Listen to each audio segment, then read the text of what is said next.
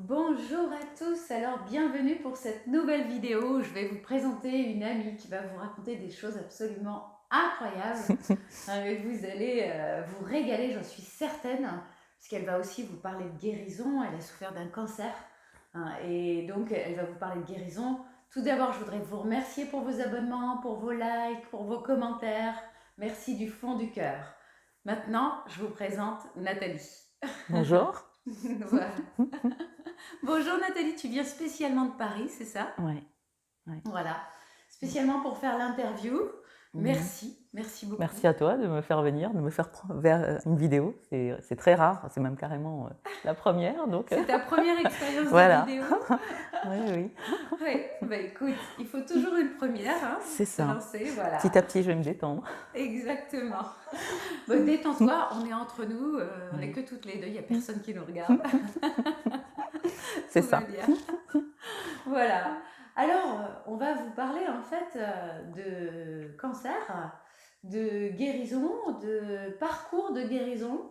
Voilà, je sais que ça intéresse beaucoup aussi sur ma chaîne et aussi de guérisseurs brésiliens, etc. Alors surtout, regardez bien jusqu'à la fin parce que vous allez voir que c'est très intéressant. Voilà Nathalie, est-ce que tu peux nous dire justement ce qui s'est passé pour toi? Comment est arrivée la maladie et Ah, comment est comment arrivé elle le est arrivée diagnostic? Elle est Voilà. arrivée un peu brutalement, en fait. L'information m'est vraiment tombée brutalement sur la tête. Moi, j'avais fait une mammographie. Je savais qu'il y avait un petit truc, mais pour moi, ça pouvait être un- juste un kyste. Ou, enfin, pour moi, j'étais en pleine forme, donc il n'y avait aucun souci. Et puis, en fait, je vais voir un médecin que je ne connaissais ni d'Adam ni d'Ève, mais chez qui mon gynécologue m'avait envoyé. Et puis, elle me regarde comme ça, elle prend mon nom, mes coordonnées, et tout à coup, elle me dit, bon, ben, je vous confirme, vous avez un cancer. Et là, je suis tombée, enfin, j'étais assise, mentalement, j'ai rien compris, quoi. J'ai plus rien entendu ce qu'elle me racontait. Elle continue à parler parce que pour elle, c'était tout à fait normal. Enfin, il n'y avait aucun souci, mais c'était une bombe quand même, hein. Bah oui. Et donc, moi, il y avait les larmes qui coulaient. Je l'écoutais, j'entendais rien. Heureusement qu'il y avait mon mari à côté qui continuait à discuter. Et voilà, c'était un beau choc, quoi. Ah oui. Ouais. Donc, bon, une fois, après ça, il faut digérer. Hmm. Euh, Pourtant, et je peux noter que juste pour les gens qui vont nous regarder, que mm, tu es thérapeute, puisque oui, c'est comme ça qu'on s'est connus. oui, Voilà, quand on a fait toutes les deux notre parcours de maître de praticien en relation d'aide. relation d'aide. Mm, Voilà. mm. Et donc, même avec un recul de thérapeute, on peut dire, parce que Oui. Oui, mais voilà, là j'étais en tant que moi, enfin bah, c'est voilà, ça. et vraiment dans la confiance absolue. Parce que j'étais bien, justement, j'avais beaucoup évolué dans ma vie, dans mon travail. Et donc, il n'y avait pas de raison, enfin, sur le moment, il n'y avait pas de raison qui amène un truc pareil, quoi. Donc, et en plus, je m'y attendais tellement peu que c'est vraiment, voilà, si j'étais préparée, enfin, mais là, j'y suis allée cool en me disant, bon, ben, on a rendez-vous, il n'y a pas de souci. Puis mon mari est venu avec moi pour me tenir, mais on était à des lieues de cette information. Et Lui donc, aussi. voilà. Lui aussi, ça a Donc, été un choc pour lui. oui, oui, il n'a pas montré, mais à toute la famille, ça a été, enfin, ça a Hmm. été Ça a été un un choc pour moi tsunami. aussi quand tu me Un l'as annoncé, tsunami, je t'avoue. ouais, ouais, Hmm. ouais. J'ai eu peur pour toi, quoi. Eh ben, c'est simple, quand on nous annonce un truc comme ça, euh, ben, on voit dans les yeux des autres la mort. Enfin, les gens nous voient morts. C'est assez impressionnant, mais enfin, ils ont pitié, ou alors ils se disent, ils voient la mort, et puis ils voient, s'identifient aussi. Enfin, donc c'est très dur. Il faut se taper notre propre peur, parce qu'on est quand même dans la peur de se dire, mais qu'est-ce qui va nous arriver, où Hmm. je vais comme ça. Hmm. Et puis on voit en face les autres qui sont en train de se dire, oh la pauvre, peut-être que dans quelques temps elle sera plus là. On se dit, oh là là, Hmm. faut faire quelque chose, quoi. Oui, Donc oui. voilà, ça c'était l'annonce brutale quand même. D'accord, ok. Donc, qu'est-ce qui s'est passé ensuite? Euh, un truc rigolo, c'est que bon, on avait une cousine qui avait, enfin c'est pas rigolo, mais qui avait un cancer, et la famille proche avait fait un groupe WhatsApp pour lui apporter ben, de l'amour, de la supporter, l'énergie, etc. Et mon mari me dit, ben, tu sais, qu'est-ce que tu en penses si on faisait un groupe comme ça? Je dis, oh, bah ouais, si tu veux, ok. Enfin, j'étais pas là. Mais... Et donc, je lui dis, ok. Mais au lieu d'avoir une dizaine de personnes, il m'a mis, je sais pas, 70 personnes dans le groupe, tu vois. Ouais. Et c'était... oui, t'étais dedans. Et c'était... Quand j'ai vu ça, je me suis dit, wow, mais Du coup, ça mettait vraiment en lumière mon truc. Bah, c'était pas le problème. J'avais pas... Tu sais, il y a des gens qui, quand ils ont un cancer, se renferment et ils veulent pas le dire. Moi, je me suis même pas posé la question, ni à dire, ni à pas dire. Ben, c'est quelque chose que je vivais, donc effectivement, mon entourage, c'était normal qu'il soit au courant. Bien sûr. Et donc, ce groupe a été... ça a été il m'a porté pendant... Il m'a porté, tu vois. C'était touchant. Un vrai les messages que je recevais, ah oui, c'était très touchant. Beaucoup d'amour. Ouais, hein. ouais. Ouais. Donc, ça a été un premier pas vers... du côté être entouré, parce que je pense que quand on est malade comme ça et qu'on on n'a plus de repères, on sait plus, au départ on ne sait pas quoi faire. Hein. On a besoin de tout. Oui. Là, ça a été le premier pas, et puis derrière j'ai cherché dans tous les sens. J'ai cherché, j'ai essayé de comprendre. D'ailleurs, attends, quand elle m'a donné l'information. Oui, ma chance à moi, c'est que le lendemain, on partait en Guadeloupe. C'était un voyage qui était organisé depuis longtemps, donc on partait 2 semaines en Guadeloupe. Et elle m'a dit, oui, vous pouvez y aller. Et la chance, enfin pour moi, c'est une chance parce que j'ai donné mon adresse mail. Et dès le lendemain, j'avais déjà tous les rendez-vous planifiés. Tu vois, j'ai jamais dit que je voulais rentrer dans son protocole. Mais on est un pion. Du jour au lendemain, comme ça, on n'a plus de décision, on n'a plus on peut plus rien dire, on est pris en charge comme un bébé. Ouais. Et alors tu vas faire ce rendez-vous à tel endroit. Et moi, heureusement que j'étais au loin parce que je me suis dit, mais qu'est-ce qui m'arrive là? J'ai pas encore dit oui, j'ai pas encore dit. Je savais même pas. Pour me soigner de cette façon-là. Ouais, okay. Et c'était quand même aussi un autre choc de me dire, purée, mais elle va trop vite, quoi. C'est ça. Mais je crois que c'est leur boulot, le corps médical, c'est ça. Mais pour moi, c'était elle dépassait elle dépassait un cadre.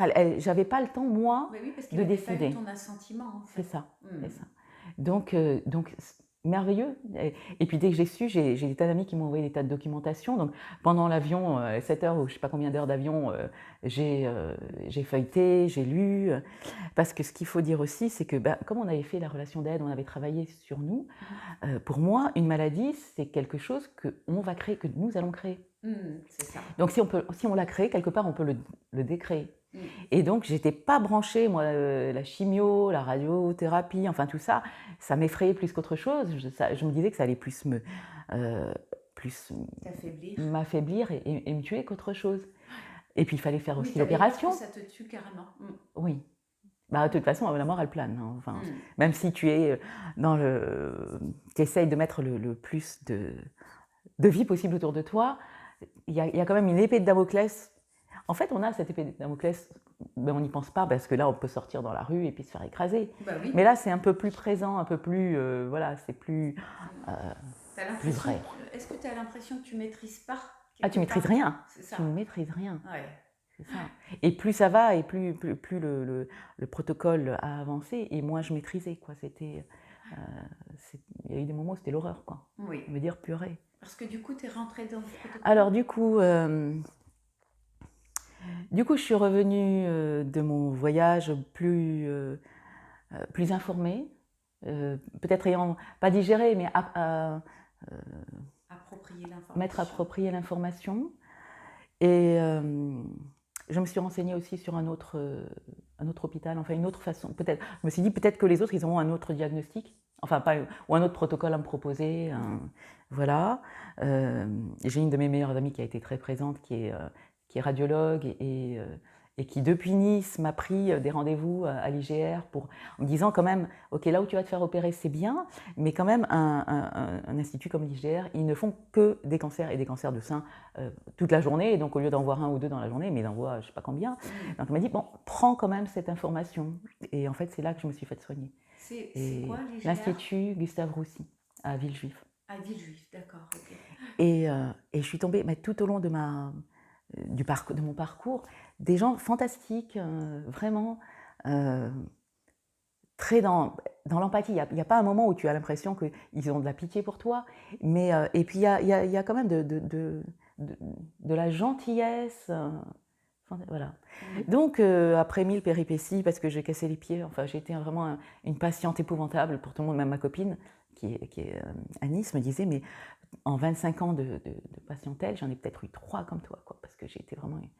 Ben, je croyais pas en je croyais pas en leur protocole, quoi. Pour moi, c'était très dur. Déjà, au départ, je voulais même pas me faire opérer. J'ai eu une mastectomie, mais je voulais pas me faire opérer. Au début, du jour au lendemain, tu vois, quand on était en Guadeloupe, on était au Club Med, donc tu vois les buffets qu'il y a.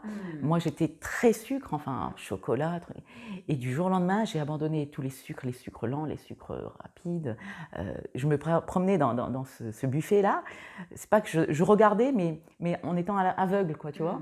Et puis, donc, j'ai changé mon alimentation comme ça. Je suis passée à... Parce qu'on disait aussi que le cancer se nourrit du sucre. C'est ça. Donc, je me suis dit, bon, voilà, terminé.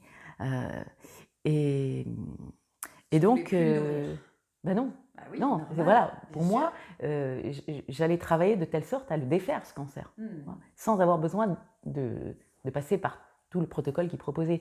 Il proposait donc mastectomie, ensuite chimio, ensuite radiothérapie et ensuite hormonothérapie. C'est-à-dire voilà. Quand ils ont enlevé la tumeur donc, par chirurgie, ouais. Ensuite, pourquoi ils voulaient faire de la chimio et de la radiothérapie? C'est le protocole. En fait, suivant, ils analysent ton cancer. Moi, c'était un cancer de grade 2, canalaire, je ne sais plus quoi. En fait, tu vois, j'ai même oublié le truc. Et il y avait une tumeur de 3 cm et demi. 35 000, oui c'est ça. Ouais, il y a des choses qui sont oubliées. Mais c'est un protocole, tu rentres là-dedans et c'est ce qu'ils font pour des millions ou des millions de gens. Donc tu es un numéro parmi d'autres. Et donc il faut faire tout ce truc-là. Ma copine m'avait expliqué, en fait on t'opère, c'est comme si on te mettait une première ceinture de sécurité.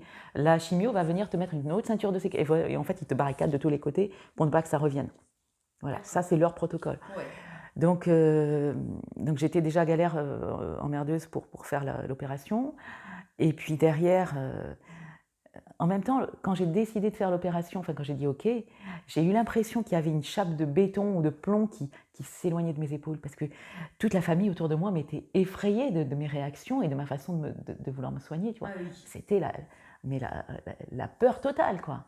Et donc j'ai eu... Je pense que c'est pour eux, quelque part, enfin pour eux et pour moi, mais ça m'a permis de lâcher quelque chose ou de leur permettre de me donner de l'air. Oui, je comprends. Voilà, donc et puis j'ai dit OK pour la chimiothérapie, voilà. Et puis j'ai passé des moments épouvantables. Oui. Oui. Ça remonte. Ça remonte, oui.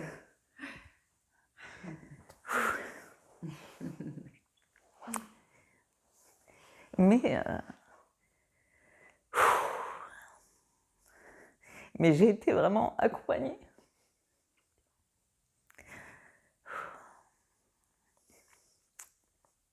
Par l'équipe soignante, tu veux dire? Par tout le monde, par ma famille qui était très présente. Mes parents, tu vois, mon mari est venu peut-être, ou je ne sais même pas s'il est venu pendant les chimios, mais mes parents venaient m'accompagner à chaque fois. Ma mère était là, mon beau-père était là. Et c'était important. Pourquoi ça te fait autant de tristesse? C'est fou. Je pensais que j'avais dépassé, mais tu vois, même avec tout le travail que j'ai fait, ça remonte bien. Et tu sais, tout ce que tu vas partager là, ça va aider énormément de gens, énormément de femmes qui sont dans ton cas. Ouais. Oui, c'est pour ça que je le fais, parce que c'est vrai que j'ai eu un parcours un peu particulier, dans le sens où il y a des choses que j'ai refusées, où voilà, j'ai mis du temps à accepter, où je l'ai accepté à ma façon. Donc oui, je pense que cette chimio, en fait, tu sais, quand tu disais, tu n'as plus, t'es plus maître de ton corps, tu vois. On te flanque, enfin, tu es assis dans ton fauteuil et tu as un truc qui dégouline dans ton corps. Et moi, je me disais, c'est du poison. Enfin, j'essayais de lâcher ça et de me disais, bon, c'est là pour te guérir, mais c'était vraiment dur. J'ai dû vraiment faire un effort pour accepter ce truc-là. Et tu t'es maître de rien. Alors, je suis beaucoup moins, mais j'étais très dans le contrôle. Hein. Voilà, c'est mon truc. Donc là, c'est aussi apprendre à lâcher, à dire OK à la vie ou à ce qu'il y a. Et, tu vois, et ça... parce que la chimio, ben, très vite, j'ai perdu mes cheveux. J'espérais, pareil, je me disais, bon, bah, avec tout ce que je fais à côté, peut-être que je ne vais pas les perdre. Mais ils te disent, au bout de 15 jours, tu les perds. 14e jour, je tirais sur mes cheveux, ils tenaient, je me disais, c'est génial. Le 15e jour, je mets ma main comme ça dans les cheveux, et puis il y a toute une touffe qui me reste dans les mains, et je me dis, d'accord, c'est parti, quoi. Tu vois. Du coup, je crois que le jour même, j'ai été me faire raser la tête chez ma coiffeuse. Parce que j'avais des copines, tu vois, c'est en même temps ça, c'est d'être entouré par même des personnes qui sont passées par là, qui vont te donner leurs impressions ou ce qu'elles ont vécu. Ça te permet aussi d'appréhender la chose et de te faire une idée ou de te dire, voilà comment je vais avancer moi. Oui. Donc, direct, je me suis dit, tu vois, rien que de mettre la main dans les cheveux et de te dire, pour la femme, les cheveux, c'est hyper important, quoi. Bien sûr. Te dire, voilà, mais je vais me retrouver avec des trous par-ci, des trous par-là, mais c'est affreux, quoi. Donc, j'ai rasé ma tête. Ma coiffeuse, qui déteste déjà couper les cheveux, tu vois, elle aime bien les cheveux longs, me dit, t'es sûre, Nathalie, tu veux que je te coupe les cheveux? Ouais, vas-y, rase. Et même le soir, c'était pas assez rasé, puis si on sentait un petit peu des trucs. Ouais. Donc j'ai dit à mon mari, attends, tu vas prendre ton rasoir et la crème et tu vas me raser la tête. Et puis la semaine d'après, quand j'en ai parlé à l'oncologue, ouais. Quand j'en ai parlé à l'oncologue, il m'a dit, mais vous savez que vous êtes sans force, je trouve plus le mot, mais vous auriez eu une petite coupure, mais ça pouvait être grave, quoi. Bah oui. Ça m'a flanqué la trouille, mais bon, voilà, ça c'était l'anecdote. Donc voilà, la chimio, je dirais que c'était surtout les 3 premières. J'étais une loque humaine pendant. Les 3 premières, c'était une séance chaque 15 jours. Un truc épouvantable. Et ça me mettait à plat. Moi, j'ai une autre amie qui a fait la même chose, qui rentrait chez elle en marchant. Elle faisait 8 km à pied juste après. Moi, j'arrivais à peine dans la voiture et puis chez moi, j'avais une baisse de tension, j'avais plus de force, j'avais froid, j'avais chaud. J'ai des photos où on me retrouve jouer avec mes parents aux cartes pour essayer de changer un peu. Je ne pouvais pas rester tout le temps dans mon lit.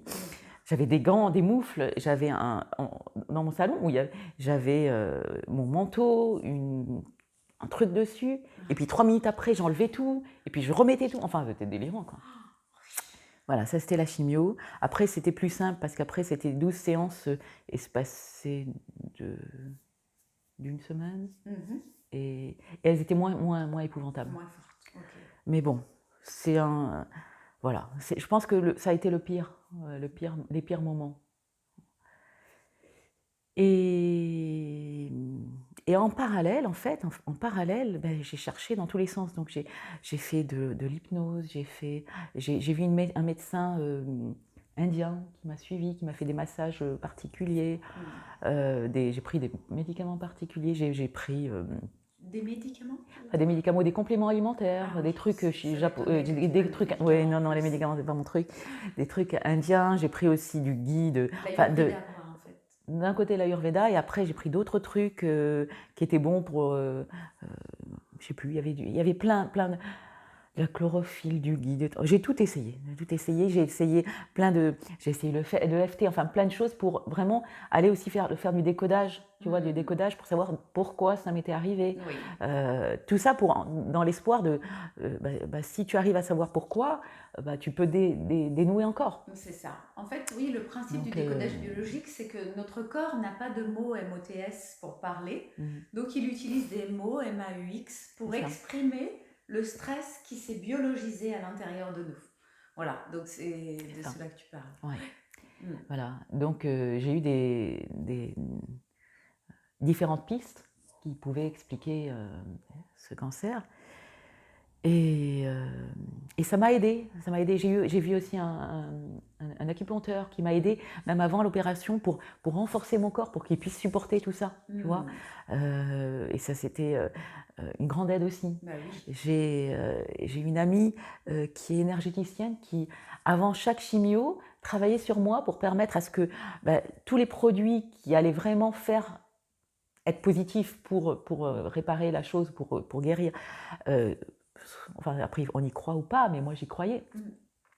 Donc, les cochonneries ne passaient pas la barrière du cathéter, mais voilà, le reste était là pour vraiment aller me soigner, guérir, combattre les petits bonshommes qui étaient là, qui mettaient la pagaille dans mon corps. Ouais. Donc, tu vois, j'ai vraiment été dans tous les sens. Mon mari a trouvé que j'en faisais trop, il était effrayé parce qu'il se disait, mais ma femme est devenue folle, quoi. Enfin, elle va... oui, j'ai dépensé pas mal de sous quand même. Mais c'était, pour moi, il fallait que j'ai... Voilà, ce protocole-là n'était pas assez pour moi. C'était pas que ça qui allait me guérir. Tu vois. Et même, c'était même pas ça qui allait me guérir. Voilà, je vais trop loin, mais c'est un peu ça. Dans ma tête, c'était ça. Moi, c'est pareil. Quand tu m'as dit que tu allais faire de la chimio, je dis aïe, aïe, aïe. Ouais. Oui, c'est ça. C'est quand même, voilà. C'est quelque chose qui te tue, mais ça te tue de tout. Hein. Ça tue aussi les cellules. J'ai perdu tous les poils de mon corps. Il n'y a pas que les cheveux. Et en fait, ça, tu les vois pas, mais j'avais plus un poil sur les bras. J'ai même pas réalisé que c'était tombé. J'avais plus de cils, j'avais plus de sourcils, j'avais plus rien, quoi. Tu vois, même mon visage, je me reconnaissais pas. Enfin, j'avais l'impression d'avoir pris 50 ans dans la figure. Et ouais, c'était voilà. Je pense que toutes les femmes qui ont vécu ça vont se reconnaître. Oui, bah, là, tu vois, quand je me sens maintenant, tu vois, je me sens femme. Je me suis retrouvée. J'ai fait un parcours. Ça fait mon cancer a démarré. J'ai eu une info en mai 2017. Donc quand je me vois aujourd'hui, mais je suis plus la même. Ouais, c'est sûr. Mais même hier, quand tu es arrivée en jogging, tu vois, je suis plus la même. Voilà, tu étais à l'aise. Mais tu es femme, tu es féminine. Tu es superbe. Et donc après la chimio, j'étais censée faire de la radiothérapie. Mais quelque part, grâce à toi, c'est toi qui m'as fait... quand je t'ai rencontrée, on avait fait une formation ensemble, et tu m'as dit, ouais, en janvier, je vais aux Philippines voir des guérisseurs philippins. Et tu me dis ça, et je me dis, mais oh, c'est fantastique. Puis je te dis, non mais... Et moi, je me permets pas ça. Enfin, je peux pas faire un truc comme ça, tu vois, c'était incroyable. Et tu me dis, ah non, mais moi, j'y vais... Et je reste dans ma tête à me dire, oh, c'est merveilleux de se permettre un truc comme ça. Et puis moi, ah ben non, je peux pas me permettre ni mettre cet argent là-dedans, ni voilà, c'est quelque chose d'incroyable, quoi. Et on se reparle en janvier. Tu me dis, ouais, je pars la semaine prochaine. Et je me dis, purée. Et en me disant, purée, c'est pas pour moi. Il y a un truc dans ma tête comme une claque qui me dit, mais Nathalie, mais tu dis n'importe quoi, quoi. C'est pourquoi ça serait pas pour toi, tu vois. Et je te dis, ben, je vais peut-être me renseigner et partir avec toi. Et là, ben, c'était trop tard. C'était bien sûr, le groupe était complet. Déjà, moi, j'avais réservé 1 an et demi avant. Oui, c'est ça. Et du coup, j'ai quand même téléphoné au responsable de cette association-là, où je ne sais pas ce que c'était, cette agence de voyage, qui me dit, écoutez, effectivement, là, c'est pas possible. Mais par contre, à travers de ce que vous me racontez, ben, moi, je vous vois bien aller au Brésil voir Joao de Deus, donc un guérisseur brésilien. Et là, ça a fait tilt parce que plein de fois, ce guérisseur, on m'en avait parlé, tu vois. C'était comme si c'était encore un Enfin, ça faisait 2 ans qu'on m'en parlait et ça revenait comme ça périodiquement. Et là, le mec me dit, il faut aller là-bas. Et je me dis, bah oui, c'est là qu'il faut que j'aille. Donc, pour la première fois de ma vie, j'ai fait un truc incroyable. Je me suis écoutée et on s'en fout de partir seule, enfin, de payer, de me faire ce voyage qui est délirant. Parce que quand j'ai dit, je vais voir un guérisseur philippin... un guérisseur brésilien, parce que je ne veux pas ni l'opération... Ah oui, parce qu'il fallait... l'autre délire, c'est que quand on m'a opéré pour la mastectomie, on m'a fait... on a pris des ganglions pour voir s'il y avait... si ça se baladait partout. Et ils font une culture sur le moment, qui donne une première réponse, et tout était bon à ce moment-là. Et il y avait 5% de chance ou de risque, enfin, que, en fait, il y ait des ganglions qui soient attaqués. Et 15 jours après, j'avais l'info comme quoi il y avait un ganglion qui était attaqué. Donc, il fallait que je repasse sur le billard pour me faire enlever toute la chaîne ganglionnaire. Et là, pour moi, c'était pas possible, quoi. C'était non, parce que, alors, il y a des petits ou des grosses galères qui peuvent arriver. Enfin, tu vois, tu peux avoir le gros bras, tu n'as plus la même... C'est quand même une protection ganglion, toute la chaîne lymphatique, elle est là pour pour prévenir une infection, quelque chose. Et pour moi, donc, c'était pas possible de faire ça. Donc Donc, déjà, tu vois, je devais repasser sur refreinais. la table Et je d'opération. freinais encore plus, Je me quoi. rappelle, on avait eu cette discussion. Donc, ce truc d'aller au Brésil, c'était histoire de me dire, bon, en plus, ah oui, parce qu'en fait, toi, t'es revenue, je crois, et tu m'as dit que tu t'es fait opérer et t'avais pas une cicatrice. Moi, Non, j'étais tout il m'avait retiré balafré. la chaîne ganglionnaire C'est ça. aussi, moi. J'étais toute balafrée, j'en avais partout et je me disais, non mais ras-le-bol, quoi, de me faire charcuter, quoi, c'est bon. Et c'était donc, voilà, je vais au Brésil pour me faire, même si c'est une opération physique, parce qu'il y a des opérations physiques et des opérations spirituelles, je me disais, au moins là, mais même ça va, c'est moindre que de me faire enlever tout ce truc-là, ça passait plus, quoi. Si tu veux, je vais juste faire une Vas-y. parenthèse pour expliquer. Oui, alors je ferai une autre vidéo pour vous expliquer ce que j'ai vécu aux Philippines, parce que c'est vrai que j'en ai pas encore parlé. J'ai tellement de choses à raconter. Ouais. Et en fait, la guérison, la chirurgie physique, c'est-à-dire qu'en fait, ils vont réellement ouvrir les tissus, il y a du sang qui coule, et ils vont retirer l'énergie pathologique, malade, les tissus pathologiques. Et ensuite, une fois que les tissus sont retirés, la peau se referme et il n'y a aucune cicatrice. Nous, en tant qu'Européens, on a besoin de voir ça pour penser qu'on est guéri. D'ailleurs, on le voit beaucoup, on est énormément, voilà, dès qu'on est opéré, hein, et d'ailleurs, il y a eu aussi des opérations fictives qui ont été faites comme ça, hein, comme des placebos, où les personnes se sentaient guéries alors qu'on leur avait absolument rien retiré. On les avait emmenés au bloc comme s'ils avaient été opérés, on les a endormis, etc. On a fait semblant de les charcuter, donc l'inconscient a bien tout entendu, le sang, etc. Surtout, voilà, nettoyer le sang, on disait à l'infirmière, alors que tout était fictif, tout était faux. Et puis quand on les remonte et qu'ils se réveillent, on leur dit qu'ils ont été opérés, que tout s'est bien passé, et en fait, il n'y a rien eu du tout comme opération. Et les personnes guérissent. Délirant. Voilà, donc il faut savoir que nous, en tant qu'Européens, on a besoin de savoir qu'on a été opérés pour guérir ensuite. C'est dans notre... voilà, c'est comme ça, c'est dans nos convictions. Et puis il y a d'autres personnes qui n'ont pas besoin de ça et qui vont simplement demander une guérison spirituelle, c'est-à-dire que là, en fait, on va travailler en énergie sur eux. Et donc, je crois que c'est ce que tu as demandé d'ailleurs.